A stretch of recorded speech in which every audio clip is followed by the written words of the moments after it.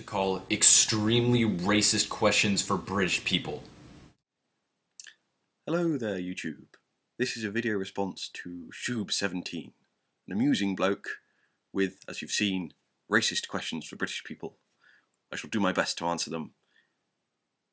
Can you be racist towards us? I mean, I'm fairly sure we're the mongrel race of Europe. I mean, that's the whole point. Anyway, on with the questions. Alright, so here we go. Have you ever visited Big Ben? Well, yes and no. I've been to the Houses of Parliament, and I've seen the clock tower, and I've heard Big Ben, but I've never actually seen Big Ben.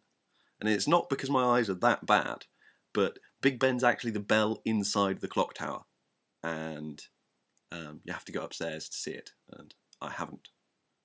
Is there really tea time? If so, do you drink tea during it? What? Yes, we do have tea time, and sometimes we drink tea. Tea time's usually what a child calls their dinner or supper time. They get called in for tea. We Brits have very complex names for various meals, being as they're so very important. It's really far too complex for me to explain right now. So we have tea time, and sometimes we drink tea there. What you'd more think of as a time for tea would be afternoon tea, which can be the same as your child's tea time, particularly if you, the parent, are only having a light meal before you have a supper later. I did say it was complicated. What are your feelings on iced tea? Sweet or unsweetened? Well, we do know of iced tea in this country, but it's not that common. My first real experience with iced tea, I was in Texas, gasping for a wet, and that means thirsty, by the way. And no one had any tea. There's only coffee or fizzy drinks, which was a bit of a dire strait for me, really. But when I arrived at the hunting lodge I was staying at, I found the place filled with the smell of a brew up. It was great. There, on the side, was a huge canteen of tea. It was great. So one of the first things I did after meeting everyone was grab a cup, get a nice hot brew. Now the tea was quite weak and nice and sweet though. And as I was sitting there drinking my lovely warm, if weak tea, my hosts look at me like I've done something really weird, which I had, because the canteen had a chiller in and was making the tea into an iced tea. So no, tea should be hot with milk, plenty of sugar, none of this ice malarkey. If you drink tea, do you have tea in crumpets?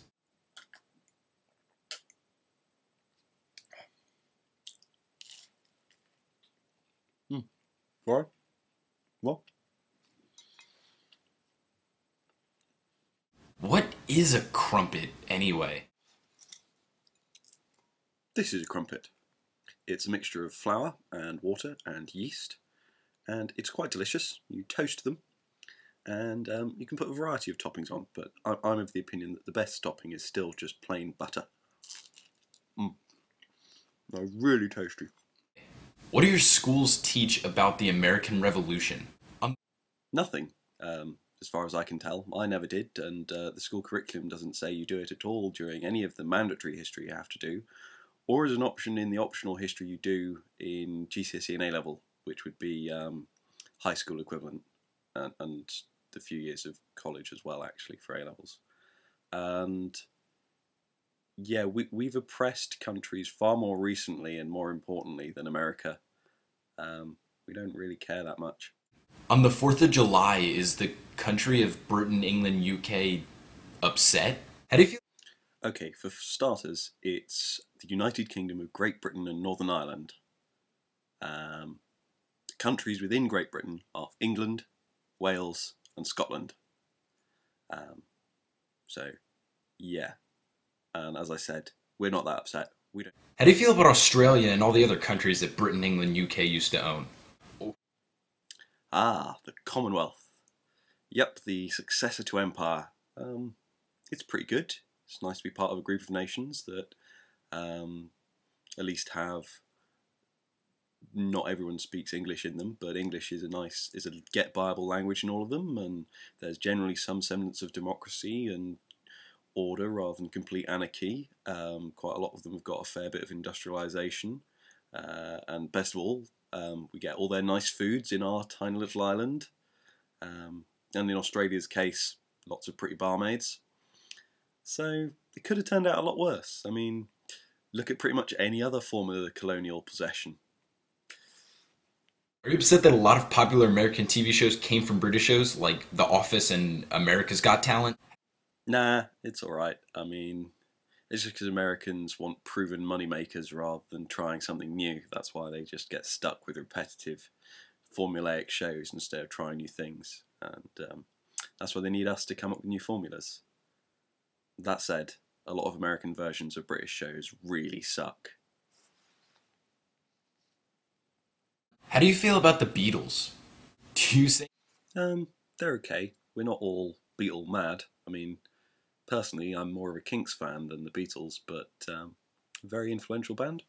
do you say anything like righto or cheerio? Are there any stereotypical British catchphrases that you actually do say? Well, I suppose I do say a lot of stereotypically British phrases, but most of the time I'm not taking the piss. Is that one of the phrases that you'd consider stereotypical? I mean, bloody blinking bollocking buggered all to hell and back. We use a lot of those swear words quite often. I actually speak either this nice BBC English you hear now, or a much more rural Norfolk accent and dialect. So some of my words, phrases and sort of grammatical constructions are not common throughout Britain, because there's really no such thing as the British accent, or a British, well, yeah, bollocks is fairly universal among the British. But there's so many different local accents that, yeah, it's kind of hard to pin down what is and isn't a stereotypically British on the whole phrase. I mean, things that I'd consider stereotypical of my accent would be things like, "Cool, blast me," and, well, gasping for a wet. Things like that, they're what I'd call broad Norfolk. What do you call American football since you guys call soccer football? Do you Oh, well, that's easy. We just call it American football.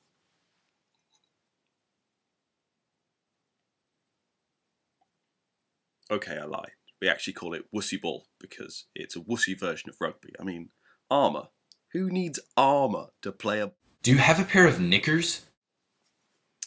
I do not. You see, knickers are actually just the name for female undergarments, and alas, I am at the moment single once more, and so do not have a pair or two of knickers about my house.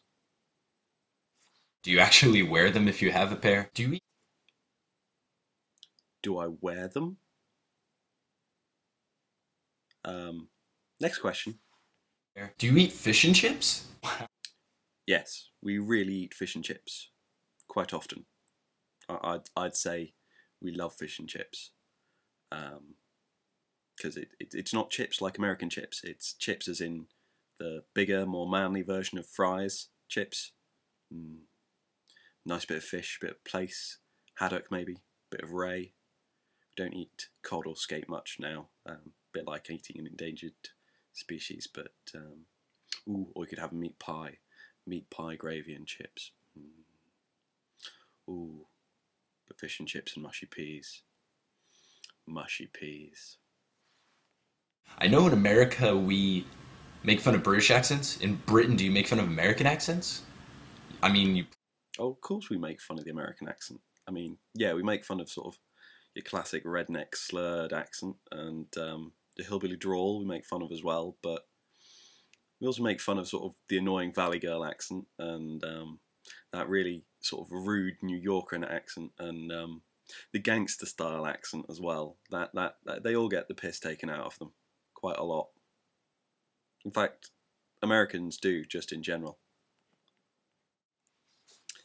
Anyway, that wraps up my answers to extremely racist British questions. I hope you enjoyed it. I do love stereotypes and just seeing what people think of other nations. It's fascinating. If you liked what you saw there, go visit Shub's channel. I'll post this video's response to his, and I'll link to his channel in the sidebar. He's a funny guy. has some interesting stories. Reminds me of me when I was like him, really. He's a nice bloke.